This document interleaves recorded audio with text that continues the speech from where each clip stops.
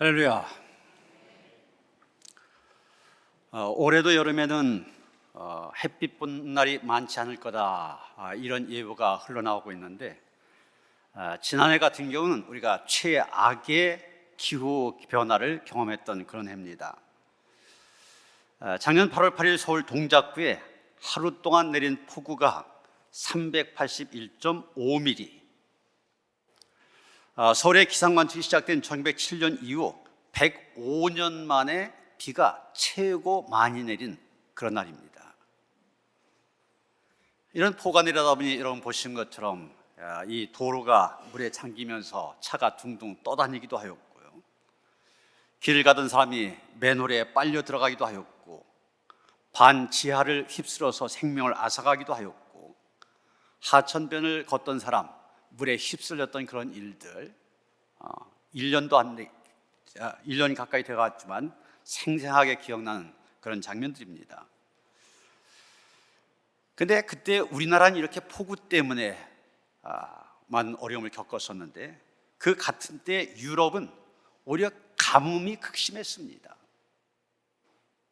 가뭄이 너무 심하다 보니까 강바닥이 말라붙었고, 폭염, 산불 이런 것들이 잇따라 발생했습니다. 여러분 보시는 것처럼 해바라기 아예 타갖고서 새카맣게 되었습니다. 물이 넘실대야 될 보트 정박장 완전히 바닥을 다 드러내고 있습니다.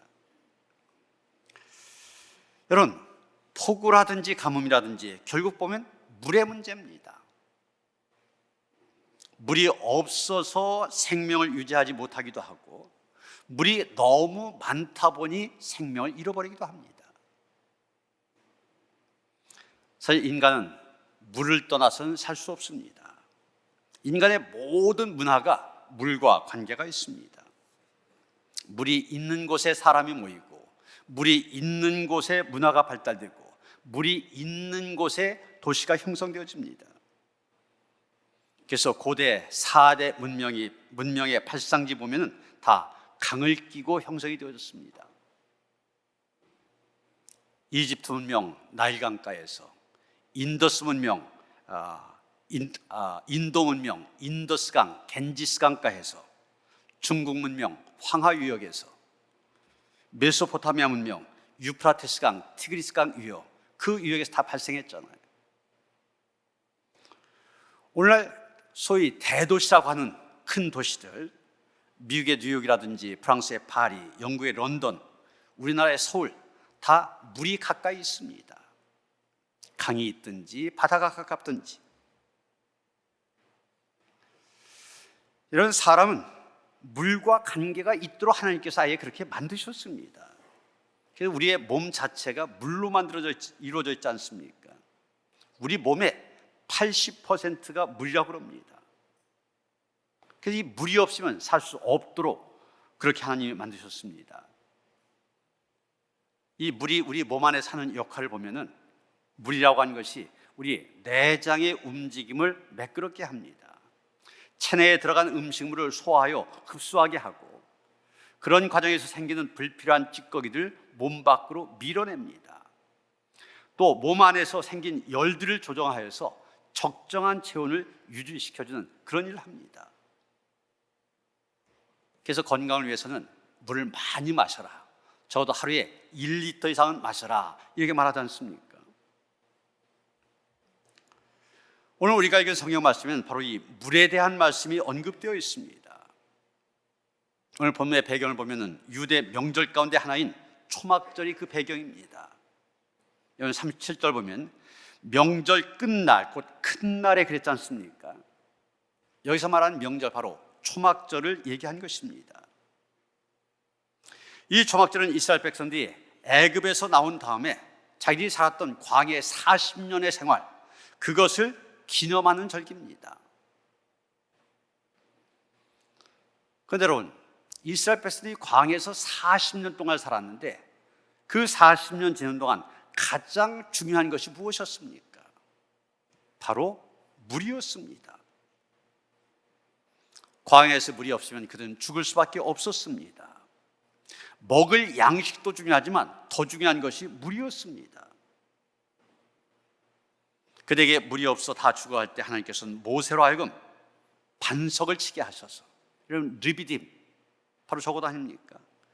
반석을 치게 하셔서 생수를 마시게 해주셨습니다. 저 반석에서 나온 생수가 이스라엘 백성들을 살린 것입니다. 그래서 이스라엘 백성들 매년 초막절이 되어지면 바로 저것을 기념했습니다.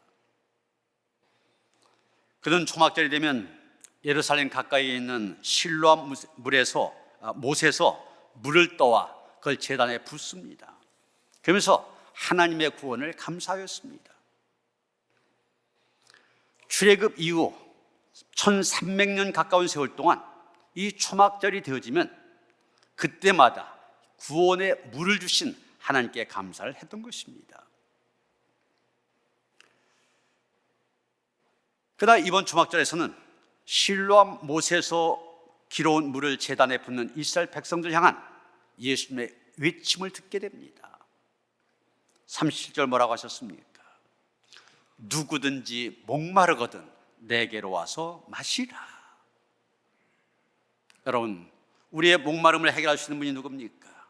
바로 예수님이십니다.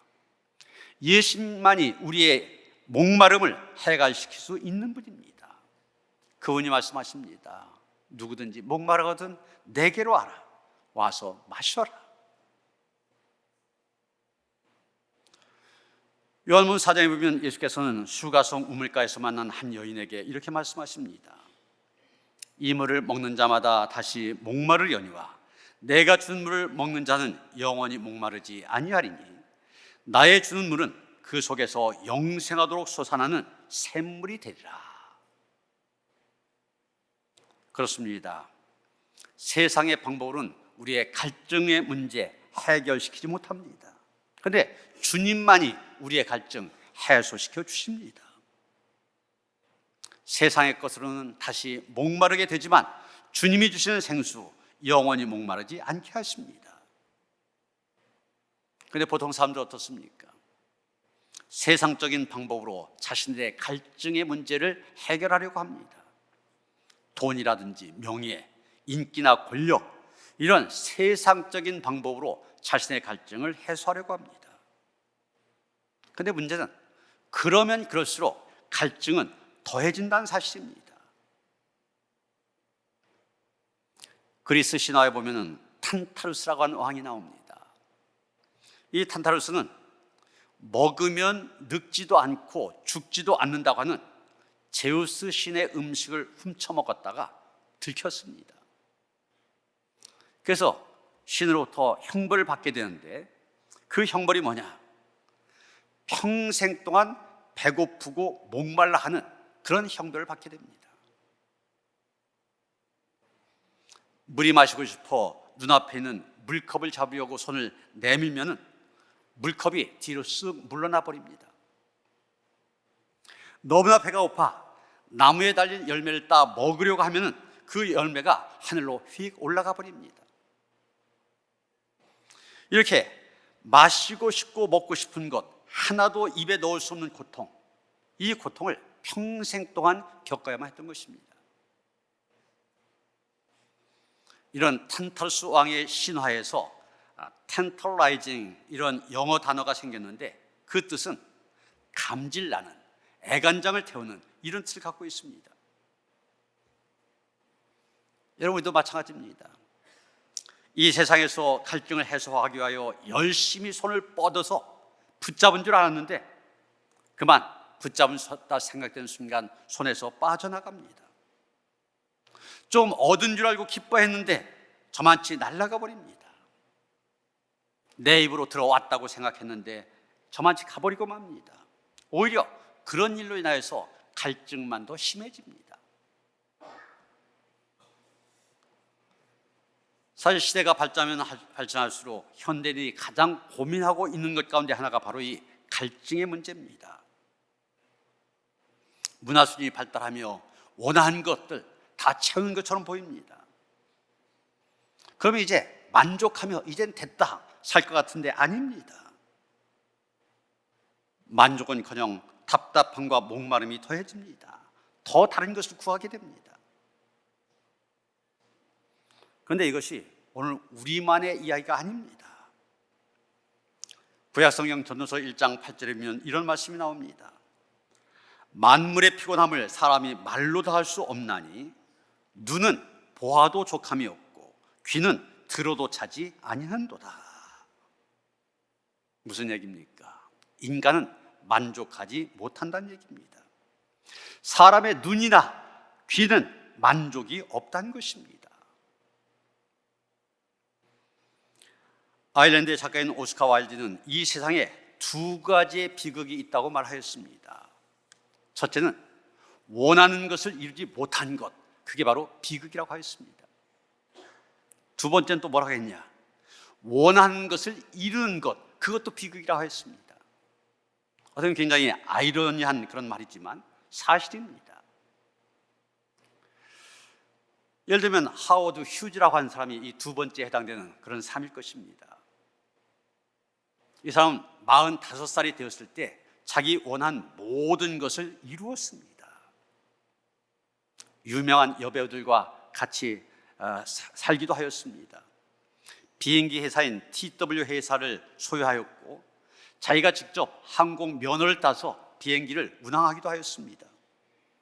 세계 무수한 호텔 체인으로 소유하였습니다. 그의 생활을 보면 영화 보는 일에 많은 시간을 썼다고 그래요. 어떤 영화는 한 개 영화 150번이나 보았다고 그럽니다. 돈이 많으니까 돈을 마음대로 썼습니다. 그런데도 그가 세상을 떠날 때 15억 달러의 재산이 남겨져 있었습니다. 여러분 15억 원에도 굉장히 큰 돈인데 15억 달러, 15억에다가 1300을 곱해보세요. 상상도 안 되는 그런 액수입니다. 이 액수가 미국 GNP, 미국 총생산의 1190분의 1에 해당될 정도로 엄청난 액수입니다. 그런데 이 사람이 67살에 죽었습니다. 죽을 무렵에는 침대에서 벌거벗고 잤답니다. 균이 무서워서 닭고기와 채소밖에 먹지 않았다고 그래요. 자기 회사에서 만든 약인데 혹시 하는 그런 의심 때문에 그 약도 먹지 않았다고 그래요. 이 사람이 죽었는데 왜 죽었느냐? 영양 부족으로 죽었답니다. 원하는 것을 다 이루어도 인간은 만족이 없습니다. 그래서 계속 목말라 하는 것입니다. 여러분, 인간은 아무리 육신적으로 좋은 것을 먹고 마실지라도 결국은 늙고 병들어 죽게 되어 있습니다. 잠시 세상을 사는 동안 사슴이 목말라 시냇물을 찾는 것처럼 죽을 때까지 돈과 명예, 권세에 목말라 하고 사랑과 생명에 목말라 하다가 결국은 죽을 수밖에 없는 것, 그것이 오고 가는 모든 인생의 실제적인 모습입니다. 그런데 여러분, 더 절망적인 것은 그런데도 불구하고 이 목마름에 대한 해결책이나 대안, 인간 자신 물론이고 세상 그 어디에서도 찾을 수 없다는 것입니다. 그렇다면 그와 같은 인생 어디에서 가서 어떻게 영원히 목마르지 않는 생수를 구할 수 있겠습니까? 오늘 본문 37절 38절 보면 예수님 말씀하십니다. 누구든지 목마르거든 내게로 와서 마시라.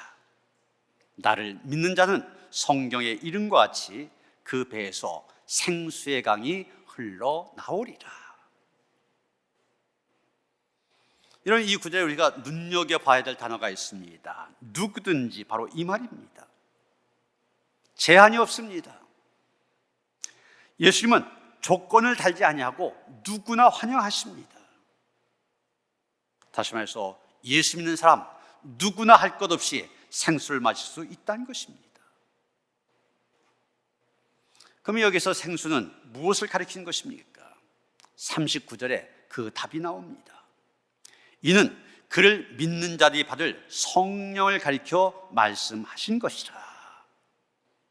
생수는 바로 성령을 말한다고 얘기하고 있습니다. 다시 말해서 누구든지 예수를 믿는 자, 성령을 받는다는 얘기입니다.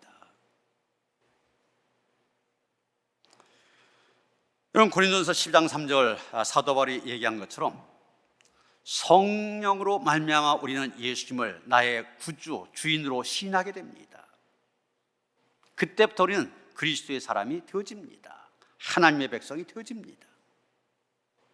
그 사람 안에 성령이 거하시기 때문입니다. 로마서 8장 9절이면 사도 바울은 이것을 또 다른 식으로 얘기하고 있습니다. 만일 너희 속에 하나님의 영이 거하시면 너희가 육신에 있지 아니하고 영에 있나니 누구든지 그리스도의 영이 없으면 그리스도의 사람이 아니라. 다시 말하면 그리스도의 사람 안에는 그리스도의 영이신 성령께서 거하신다고 한 것입니다. 고대 한 수도원에 한 젊은 사업가가 찾아왔습니다. 노인 수도사가 그에게 이야기합니다. 물고기가 물에선 살지만 마른 땅에선 죽는 것처럼 자네도 세상에 뒤엉키면 파멸하게 되네. 고기가 물로 돌아가야 하는 것처럼 자네는 성령께로 돌아가야 돼. 이렇게 얘기합니다. 그랬더니 이 사업가가 아연실색하며 이렇게 말합니다. 아니, 그럼 내가 사업을 다 때려치고 수돈으로 들어가란 말입니까? 내가 이 사업을 통해 성취한 것들이 많은데 이것을 다 포기해야 된다는 말입니까? 그랬더니 그 노인 수도사 다시 말합니다. 내가 한 말의 뜻은 사업을 접으란 얘기가 아니라 사업은 그대로 붙들고 있고 당신의 마음이 성령께로 돌아가야 된다는 말일세. 이렇게 얘기를 했다는 것입니다. 그렇습니다. 우리의 마음이 주님께로 돌아가야 됩니다. 우리의 마음이 성령의 지배 속에 있어야만 됩니다. 세상의 지배를 받으면 세상의 사람이고 세상의 일들이 우리의 마음을 지배하게 됩니다.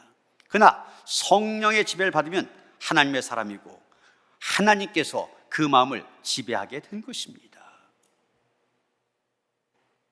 우리 안에 성령이 충만할 때 우리 안에 성령인 생수의 강이 흐르게 되고 우리는 성령의 지배 속에서 살게 된 것입니다. 그런데 수많은 사람들이 교회에 나와 예수 믿고 세례는 받지만 많은 사람들이 성령 안에서 흐르는 생수의 강을 경험하지 못하고 있다는 사실입니다. 많은 사람들이 나도 교회 가겠습니다, 예수 믿겠습니다, 그렇게 말은 하지만 믿기 이전과 전혀 다를 바가 없는 그런 삶을 살아가고 있습니다. 우린 예입니까? 오랜 세월 동안 성경 읽고 설교 들으며 헌금도 하고 봉사도 합니다. 그런데도 생활에는 전혀 변화가 보이지 않습니다. 왜 그렇습니까?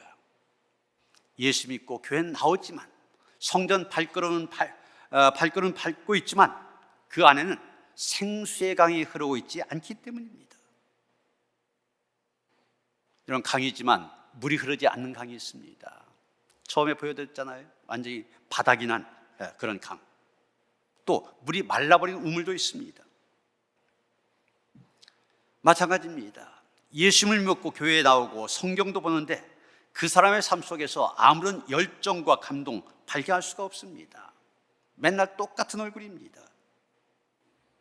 바로 생수의 강물이 흐르지 않는 말라버린 강이기 때문에 그렇습니다. 그런데 어떤 사람은 보면 그 얼굴에 빛이 있고 기쁨이 있습니다.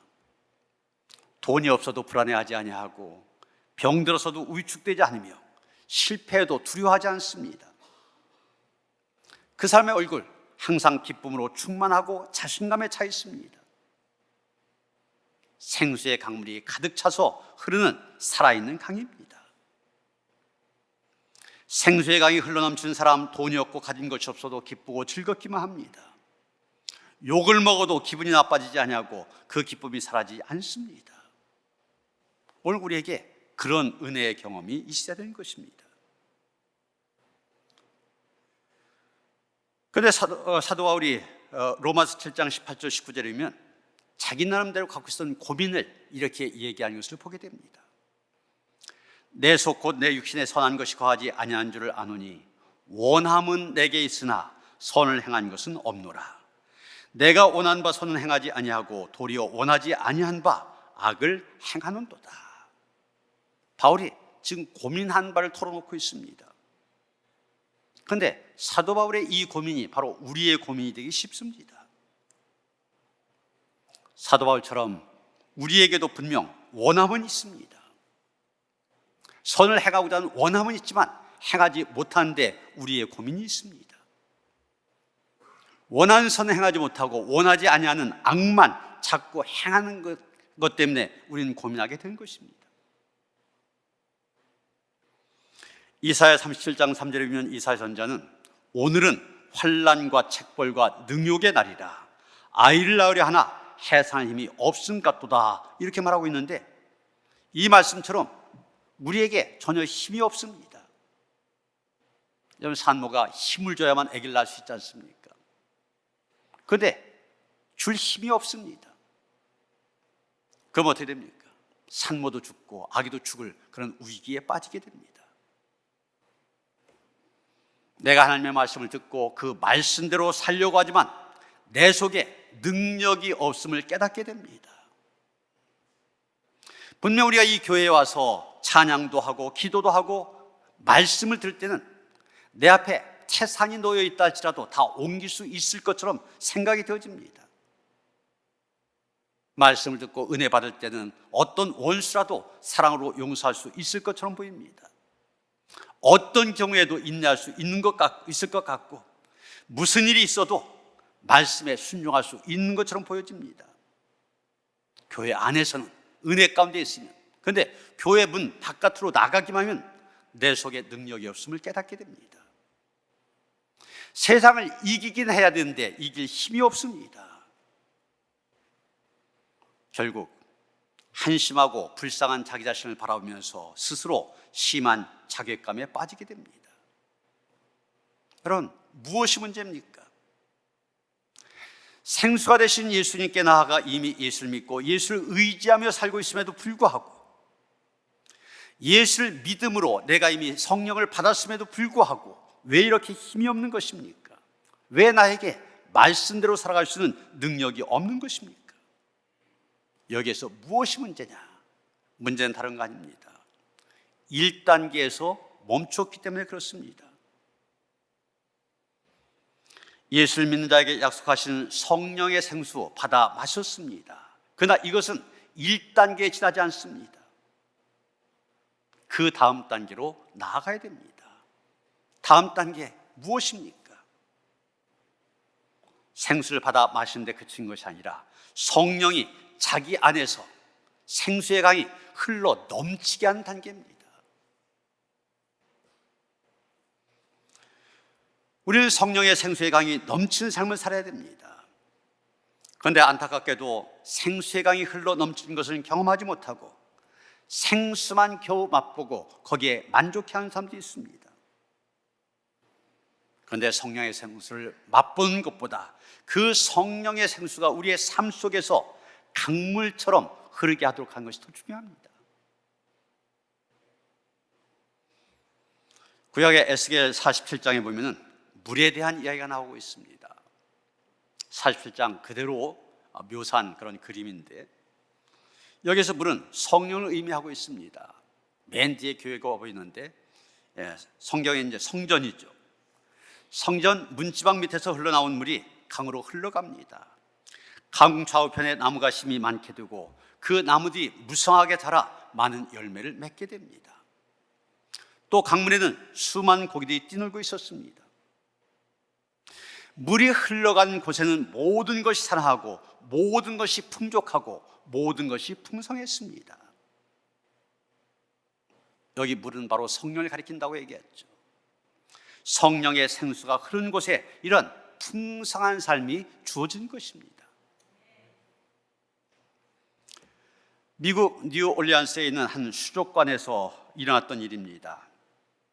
어린이 4명을 포함한 10명의 관광객들이 상어를 키우고 있는 수족관 위에 좁은 통로를 지나갑니다. 그러다가 통로가 갑자기 붕괴된 바람에 상어 24마리가 들어있는 6m 깊이의 수족관에 빠졌습니다. 사고로 물속에 빠진 이 10명의 관람객들, 수족관이 미끄러운 유리로 만들어져 있습니다. 또 수면과 수족관 윗부분까지 거리가 1m 정도가 됩니다. 그러니까 자기들 힘으로는 빠져나올 수 없게 되고 15분 동안이나 수족관에 머물러 있을 수밖에 없었습니다. 수족관 쪽에서 임시 사다리를 만들어서 관람객들 가까스로 구조하였습니다. 그런데 구조되기까지 15분 동안 수족관에 있었다고 했잖아요. 24마리나 상어가 있었다고 했지 않습니까? 그런데 단 한 사람도 상어의 밥이 되지 않았습니다. 그 이유를 찾아봤습니다. 이유는 다른 거 아니었습니다. 상어들이 지금 배부른 상태에 있었기 때문입니다. 사고가 나기 바로 직전에 상어들 먹이를 배가 터지도록 먹었기 때문에 이 상어들 배부른 상태에 있다 보니까 아무리 좋은 먹잇감이 바로 눈앞에 있어도 그거 잡아먹지 않았다는 것입니다. 여러분, 이 이야기를 통해 우리가 크게 깨닫는 바가 있습니다. 안에 가득 차 있으면 더 이상 먹지 않는 이 상어처럼 우리 안에도 가득 채우면 된다는 것입니다. 우리 안에 성령으로 가득하면, 성령으로 충만하면 세상의 것들이 들어오지 못합니다. 아니, 들어올 공간이 없는데 어디 들어올 수 있습니까? 그런데 우리가 충만하지 못하다 보니, 가득 차 있지 못하다 보니 세상의 더러운 영향력들이 밀어 닥쳐서 우리를 넘어뜨리는 것입니다.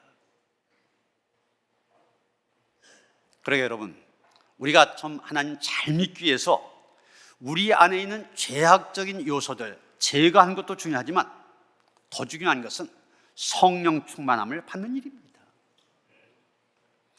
갈라디아서 5장 16절에 바울은 이렇게 말합니다. 성령을 따라 행하라. 그리하면 육체의 욕심을 이루지 아니하리라.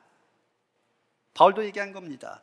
너희들 육체의 욕심을 이루지 않게 해서 노력한 것, 그것보다 더 중요한 것은 성령을 따라 행한 거란 얘기입니다. 성령을 따라 행함으로 성령의 생수가 우리 안에 충만하면 우리는 성령의 능력으로 육체의 욕심을 다스릴 수 있게 된 것입니다.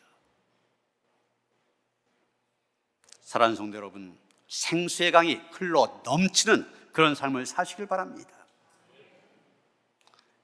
걸레를 짜듯이 쥐어짜는 그런 인생을 사는 것이 아니라 흘러 넘치는 인생을 살아야 됩니다. 그러기 위해서 목마름이 중요합니다. 음악에 대한 목마름이 있는 사람, 음악의 대가가 되어집니다. 미술에 대한 목마름이 있는 사람, 미술의 대가가 되어집니다. 또 성공에 목말라는 사람, 성공하게 됩니다. 마찬가지로 영적으로 목말라 하는 사람이 은혜를 경험하게 됩니다. 성령의 생수를 채울 수가 있습니다. 여러분, 오늘 밤부터 시작되는 부흥성에 목마름으로 참여하시길 바랍니다. 영적으로 배고픈 상태에 있는데, 영적으로 목말라 하고 있는데 배고프다 목마르다 하면서 가만히 있으면 무슨 소용이 있습니까? 나아가야 됩니다. 나의 목마름을, 영적인 목마름을 해결할 수 있는 곳으로, 배고픔을 해결할 수 있는 곳으로 나아가야만 됩니다. 여러분, 배부른 사람이 식당에 가는 거 봤습니까? 배부른 사람 아무리 맛있는 음식점에 가자고 해도 한사코 거절합니다. 마찬가지로 배부른 사람 주님 앞에 가려고 하지 않습니다. 목마른 자가 가게 됩니다. 배고픈 사람이 가게 됩니다. 목마른 사람 하나님께서는 해결시켜 주시고 배고픈 사람 하나님께서는 배부르게 하십니다. 마태복음 5장 6절 보면 의에 줄이고 목마른 자는 복이 있나니 그들이 배부를 것이며 말씀하셨지 않습니까? 그러게 여러분, 먹어도 배고프고 마셔도 목마르기만 한 것, 거기에 매달리지 마시고 의에 줄이고 목마른 사람 되시길 바랍니다. 성령에 줄인 사람, 생수에 목말라는 사람들 되시길 바랍니다. 그런 사람들마다 심령 깊은 곳으로부터 생수의 강 흘러나오게 될 것입니다. 성령님을 사모하며 목말라는 사람들마다 성령께서 성령의 생수로 충만하게 해주실 것을 믿는 그런 믿음으로 나가는 그런 성도들 되어지기를 주님의 이름으로 축원합니다. 하나님, 우리 안에 성령의 생수, 생수의 강이 흘러 넘치기를 원합니다. 삼한 마음, 목말라한 마음으로 이번 집회에 참석할 수 있게 하시고 목말라한 심령 속에 성령의 충만한 것을 태워 주시옵소서. 그래서 하나님, 이 목말라한 그런 세상 속에서 오직 예수 그리스도로 말미암아 성령으로 말미암아 만족하며 살아갈 수 있는 주의 백성을 되게 하여 주시옵소서. 예수 그리스도 이름 받들어 기도하여 싸움나이다. 아멘.